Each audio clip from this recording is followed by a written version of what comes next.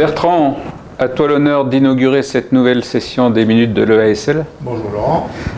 Tu vas nous parler de CBP, pour laquelle le traitement de référence reste l'URSO.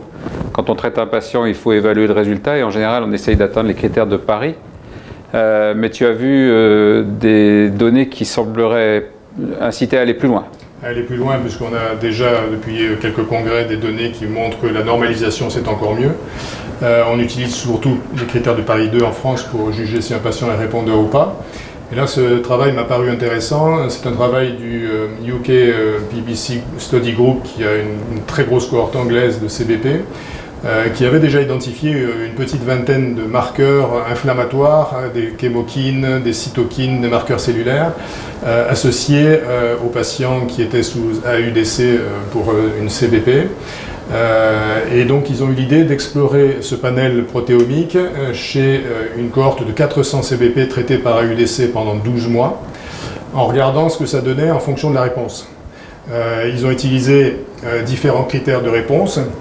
Les critères de Paris 1 qu'on connaît, les critères POISE, plus stringents, plus exigeants, les critères de Paris 2 qui sont ceux qu'on est censé utiliser maintenant au minimum, avec une baisse des phosphatases alcalines et des azates inférieurs à 1,5 N, ou une biochimie normale, voire même une biochimie super normale définie par le fait d'avoir une bilirubine inférieure à 0,6 fois la limite supérieure.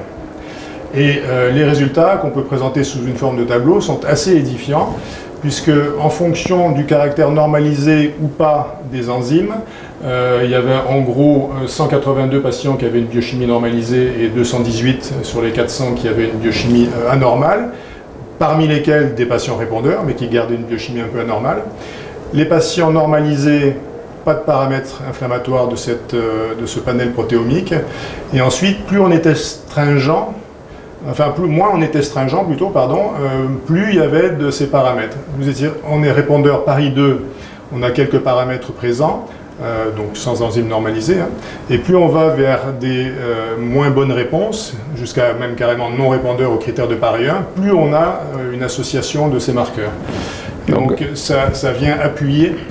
Ça nous donne envie d'arriver à ce stade plus important. Par contre, ils n'ont pas noté de différence entre des enzymes normalisées ou super normalisées. Donc globalement, l'objectif doit rester maintenant probablement de normaliser, d'autant qu'on a des traitements de seconde ligne, même si on a les critères de Paris 2 présents. Message reçu. Merci beaucoup. À bientôt.